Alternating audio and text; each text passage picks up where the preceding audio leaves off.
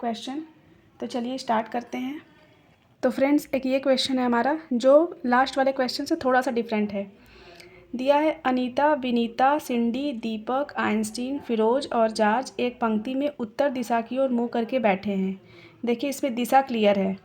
Firoz Einstein के तुरंत दाएं हैं, आइंस्टीन जॉर्ज के दाएं चौथा है, सिंडी विनीता और दीपक की पड़ोसी है, दीपक के बाएं तीसरा व्यक्ति पंक्ति के एक छोर पे है। इसके बाद ये क्वेश्चन है, ये दूसरा क्वेश्चन है, मतलब ये दूसरा से चौथा है, यानी दूसरा क्वेश्चन ये हो गया, तीसरा ये और चौथा ये।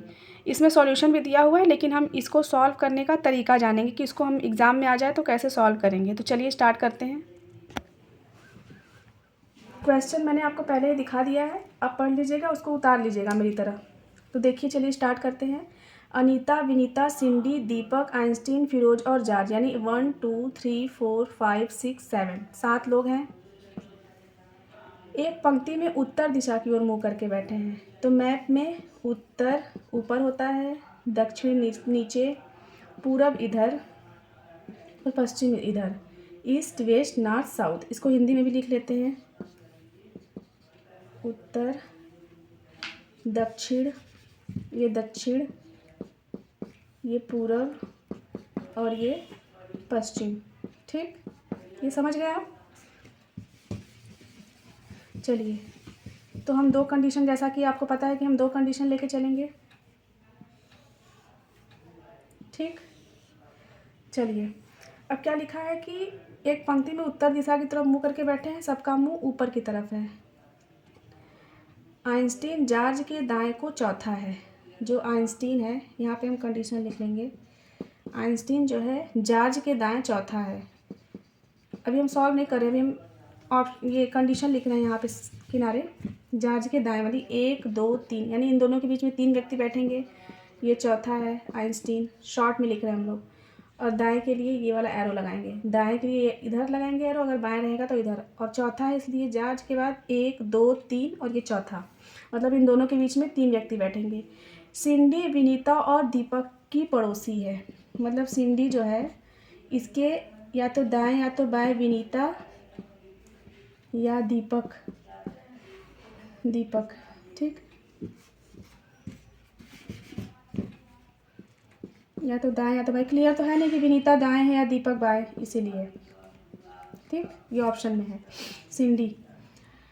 अब क्या लिखा है, सिंडी विनीता और दीपक की पड़ोसी है, दीपक के बाएं तीसरा व्यक्ति एक छोर पे है। दीपक के बाएं तीसरा व्यक्ति, यानी कि जो दीपक के बाएं तीसरा व्यक्ति एक छोर पे है, यानी कि पहला दूसरा तीसरा, यानी ऐसा हम बोल सकते हैं कि दीपक बाएं छोर से चौथे स्थान पे है। जब तीसरा व्यक्ति एक छोर पे है तो दीपक बाएं छोर से चौथे स्थान पे हुआ, और टोटल 7 व्यक्ति हैं, तो 1 2 3 4 5 6 7। क्लियर हो गया ना? तो चलिए लिख लेते हैं इसको। इस वाले ऑप्शन से हम सॉल्व कर सकते हैं। जैसे क्या लिखा है, जॉर्ज के दाएं को पहला दूसरा तीसरा चौथा, पहला दूसरा, थोड़ा दूर दूर लिखेंगे, थोड़ा दूर दूर लिखेंगे तो हमें लिखने में आसानी रहेगी। पहला दूसरा तीसरा चौथा, चौथा व्यक्ति कौन है? आइंस्टीन। दूसरे कंडीशन में भी सेम ऐसे लिख लेते हैं, जॉर्ज के दाएं पहला दूसरा तीसरा चौथा, आइंस्टीन बैठा है। ठीक, चौथा बैठा है। ठीक, और भी आइंस्टीन के बाएं तुरंत कुछ लिखा हुआ, हाँ, फिरोज आइंस्टीन के तुरंत दाएं है, ये भी लिखा हुआ है, मतलब आइंस्टीन के तुरंत दाएं फिरोज है। फिरोज आइंस्टीन के तुरंत दाएं, तो आइंस्टीन यहाँ हो गया, फिरोज जो हो गया यहाँ हो गया, आइंस्टीन यहाँ हो गया, फिरोज जो है यहाँ हो गया। ठीक, अब क्या लिखा है कि 1 2 3 4 5 6, अगर हो सके तो दो कंडीशन हम लेके चल रहे हैं, तो एक व्यक्ति हम यहाँ बढ़ा सकते हैं क्योंकि टोटल 7 व्यक्ति हैं। इसको आप थोड़ा अलग कर लीजिएगा क्वेश्चन से, ये तो हम ऐसे रफ पे करेंगे। देखिए 7 व्यक्ति हैं, 1 2 3 4 5 6, या तो हम एक व्यक्ति इधर बढ़ा ले 7, या तो हम एक व्यक्ति इधर बढ़ा ले, इधर 7 कर दें। ठीक, अब क्या लिखा है कि दीपक के हाँ ये देखिए इन तीनों का जगह फिक्स है, मतलब ये दोनों एक दूसरे के बगल बैठे हैं, मतलब हमको 3 प्लेस एकदम फिक्स चाहिए। तो सिंडी हम यहाँ लिख लेंगे, इसमें भी 3 जगह फिक्स चाहिए हमें, तो सिंडी यहाँ लिख लेंगे। अब दीपक और विनीता में कैसे कंफर्म करेंगे कौन बाएं हैं सिंडी के, कौन दाएं हैं? तो क्या लिखा है कि दीपक के जो बाएं तीसरा व्यक्ति जो बैठा है वो छोर पे बैठा है। तो अगर हम दीपक को यहाँ बैठाएंगे तो पहला दूसरा तीसरा व्यक्ति ये छोर पे बैठेगा, ठीक। क्योंकि अगर हम दीपक को इसके बाएं बैठा देते, पहला दूसरा 2 व्यक्ति के लिए जगह बच रहा है, तीसरे व्यक्ति के लिए स्थान ही नहीं बच रहा है, तो ये वाला कंडीशन हम हटा देंगे। सिर्फ एक ही कंडीशन है। तो दीपक ये बैठ गया, अब सिंडी के बगल में विनीता या दीपक दोनों बैठे हैं, तो दीपक इधर हो गया, विनीता इधर हो जाएगी। अब बचा सिर्फ एक अनीता का स्थान, तो अनीता को हम यहाँ लिख देंगे 1 2 3 4 5 6 7। अब हम क्वेश्चन सॉल्व करेंगे कि अनीता किस स्थान पे बैठी है। ऑप्शन ए आइंस्टीन और दीपक के बीच में, तो आइंस्टीन तो यहाँ है, दीपक यहाँ है, अनीता तो किनारे बैठे, तो ये ऑप्शन गलत है।